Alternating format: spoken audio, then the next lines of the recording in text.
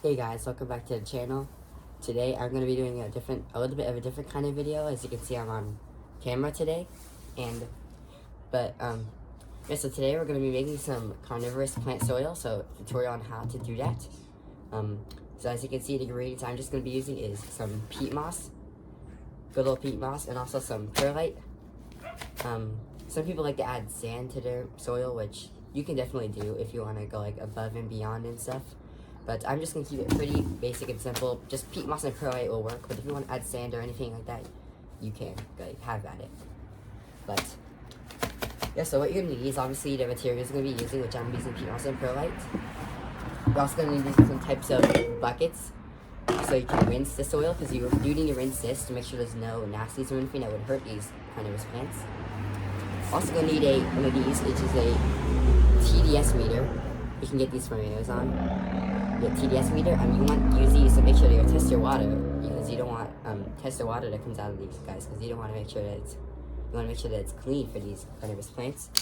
You're also going to need some water, which I have water in here, but not any water. Make sure you're using distilled RO or rainwater, or RO is reverse osmosis, by the way. Here I have some zero water, which I made from my zero water filter. Those are really cool. I'll link the URL to it in the description. You can get a zero water pitcher from Amazon. They're really cool, especially if you have a lot of carnivorous plants, so you don't want to go buy distilled water every time. But yeah, so let's get into it. So probably should have opened this bag before I started this one. Yeah, sorry about that. I got the bags open. Yeah, good to know next time. Yeah, so what you're gonna want to do is you're gonna want to pour some of this peat moss into your bucket of choice. Make sure it's nice and cleaned out bucket. You don't want to make sure there's no nasties or anything in it that will harm these carnivorous plants.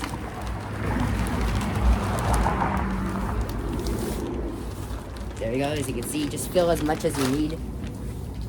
Yeah, today I'm gonna be making a bog garden with this, so I'm gonna need quite a bit. As you can see, also when you're buying peat moss from the store, make sure that you are using make sure you check the ingredient list before you buy it, and make sure there's no nutrients or anything like that in it, like no additives or anything, just 100% sphagnum peat moss. So make sure to avoid brands like Miracle-Gro, because they'll add fertilizers to the mix, and it would 100% kill your Venus flytraps in like a month or something. Yeah, mark my word for it. When I was starting out, when I first got my first Home Depot Death Cube about 2.5 years ago, I used Miracle-Gro, and they died in like a month, and I really had no idea what happened. And now looking back at it, it's because I used freaking Miracle-Gro. So avoid Miracle-Gro. I'm using Unigrow brand, which should be fine, but any brand without any additives should be fine. Just make sure to check the ingredients list before you buy it. And perlite, also make sure there's no additives in that. Don't buy the Miracle-Gro perlite either. But yeah, so I'm just gonna moisten this peat moss first. So you're gonna want to pour a bunch of water in it.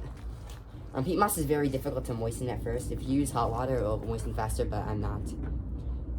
It's like 8 in the morning or something, and it's pretty cold out here still. I'm not that cold. I live in SoCal. But yeah, it's gonna take a while to absorb all that moisture, so you wanna just let that sit there, or we set that to the side while we rinse the perlite, because perlite has a lot of dust and stuff, so you're gonna want to rinse that out for sure. You don't need as much perlite as you do peat moss, like just roughly a quarter or even a half of perlite if you want to. Make sure you rinse that side. You can see there's a ton of dust here.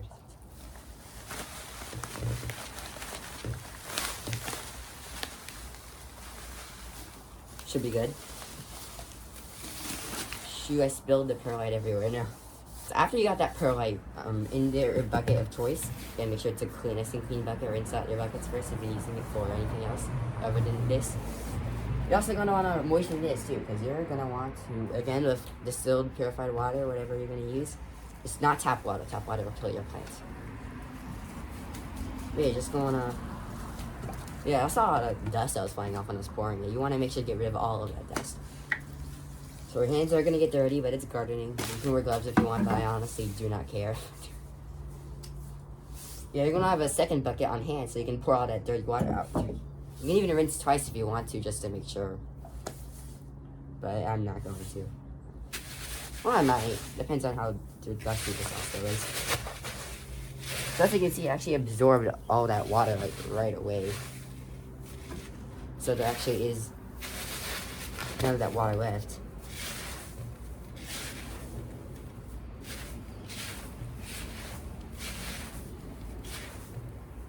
When I need to go get some more water, I will be right back. I'm back. I'm sorry about that cut. I had to go make some more purified water because I was running out here. Just want to make sure this perlite is very rinsed out. This perlite can contain a lot of dust in it. There's no avoiding that, even if you don't get Miracle-Gro or anything. There's just no avoiding that because all perlite would have some type of dust in it. So you just want to make sure the rinse is out all good.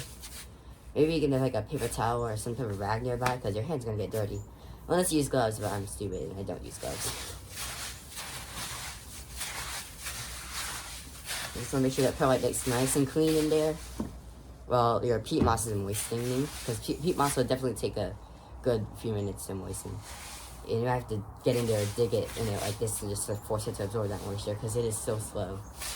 Again, if you use hot water, it'll absorb faster, but then it's not good for the plant, so I don't know. You have to let it cool down. Okay, now you're gonna want to get your other bucket.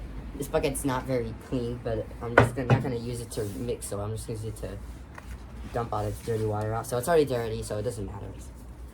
Yeah, you're just gonna try to, if you have a strainer or anything, this works better, but I don't, so I'm just gonna try to block as much perlite as possible from escaping. But some will, it's unavoidable unless you're using a strainer. But just wanna pour out all that nasty water. You guys probably can't see that very well of the water pouring out, but not the best angle here for you guys. You're just gonna tip it over while having your hand on it like this, so to make sure no perlite gets out. Like some will, but it's fine. It's just perlite.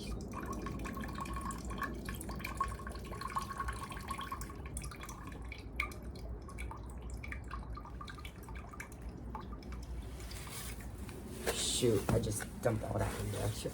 Oh yeah, the reason why you want perlite, by the way, is to help with the drainage quality. Because if you just do peat moss only, it's gonna break up like really fast, and it's gonna get super compact, and it's not gonna be easy and airy for the roots to grow. So you want this soil to be very airy, which also why sand helps. Sand just helps help it not compact. But perlite itself by itself works just fine. Okay, now after you've done that, put this to the side. You will not want to use that water again. Like, only use that bucket for pouring in dirty water, and don't use it for mixing your soil. Like, use the nice clean bucket for mixing. But depending on how much I need to compress the soil, I might need to make some more mix after this video. But I'm not going to bore you guys too much. So after you got that, peat moss looks pretty dry, at least on the top. But if you look in here, it does have some moisture. I mean, you can't see it by all. But in this case, my peat moss is a little bit moist now. But if your peat moss is still not moist at all, you're gonna have to get in there with your hands and like mix it up a little. I probably need to add a little more water, to be honest, because I used a very deep bucket. Actually, I'm gonna add more water. It's not moist enough. Just to add as much water as you need to moisten it. As you can see, I got my zero water filter in the background right there, filtering some more water for me, so I'm probably going to run out again. But I won't need to go back upstairs. There we go, now it's a lot better. Don't make it that wet in this stage, just make it wet enough. Because if you're potting with dry soil, it's not fun, believe me. So you always want to moisten your soil before using it. But it's pretty moist in there. Now you're going to dump your perlite in there. I'm going to mix it up real well. Probably could use a deeper bucket, but I don't have one, so this is going to do. You make sure you mix it all really well in there. You can take your time in the step, because you don't want to have any parts where it's just peat moss only. like specifically on the bottom of the bucket, it's going to be very hard to get the perlite down there, so I might need to make a few extra perlite just to make sure, yeah, if there's enough perlite, but pretty good. Let me just get a scoop of this in my hand, show you what that looks like. See, it's just the peat moss, and it's not all mixed up with the perlite. So now that it's all nice and moist, what I'm going to do now is that I'm actually going to put this in just a smaller pot and then flush it to see if it's actually purified. I'm back. I got this pot right here, just a small pot. It doesn't matter what pot you use really for this. I'm just going to use it to test the soil. So I'm not actually going to plant in this pot. I'm just going to just test the soil. So you need to fill it up all the way just so you can test it. You're also going to want... Okay, also there's some more perlite in here. How to get that off. Don't want to waste any perlite or anything like that.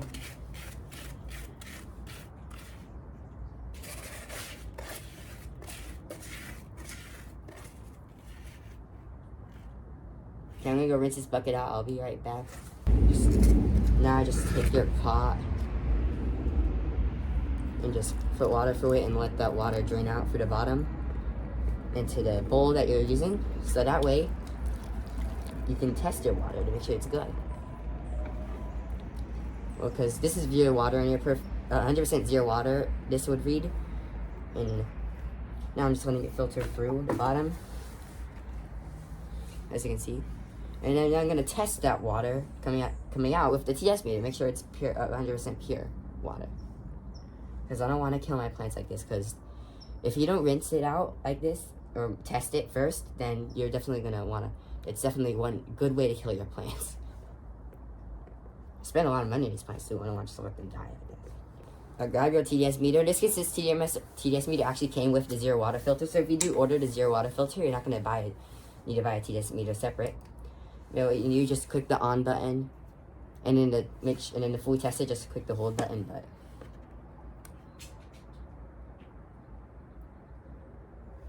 so you can see I dipped it in this.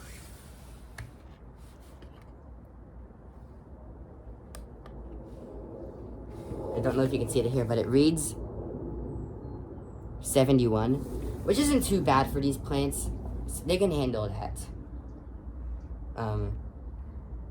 They can definitely handle that. Like anything above, I mean, anything you want your things to be pure. Just preferably under 50, but 100. But if you want to be super cheap, under 100 would be fine. Anywhere under 100, you just might want to,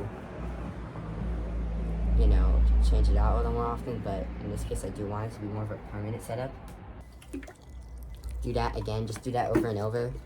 Just put water in it over and over, and eventually it'll come out as zero. So there we go. That is the mix.